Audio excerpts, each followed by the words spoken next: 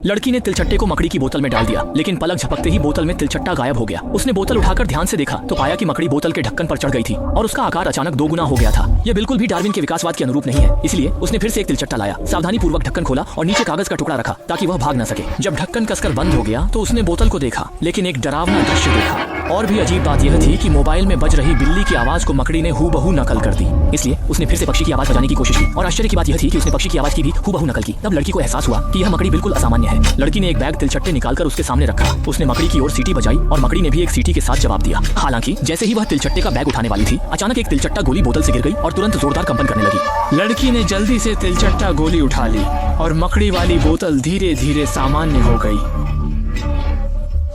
तभी बोतल अचानक मेज से गिर गई। शुक्र है लड़की ने समय पर उसे पकड़ लिया। इतनी छोटी मकड़ी ने इतनी बड़ी बोतल को कैसे गिरा दिया? उसने बोतल में झांक कर देखा और आश्चर्यचकित होकर पाया कि अंदर की मकड़ी कई गुना बड़ी हो गई थी। हालांकि और भी डरावनी चीजें आगे थीं। जब लड़की सो गई तो मकड़ी धीरे धीरे बोतल का ढक्कन खोलने लगी। उसने लड़की को नुकसान नहीं पहुंचाया, बल्कि पास के वेंटिलेशन पाइप में घुस गई। ये वेंटिलेशन पाइप इस इमारत के किसी भी कमरे में जा सकता है और मकान मालिक बूढ़ी औरत के कमरे में एक तोता खतरे को भांपते हुए वेंटिलेशन पाइप की ओर लगातार चिल्ला रहा था।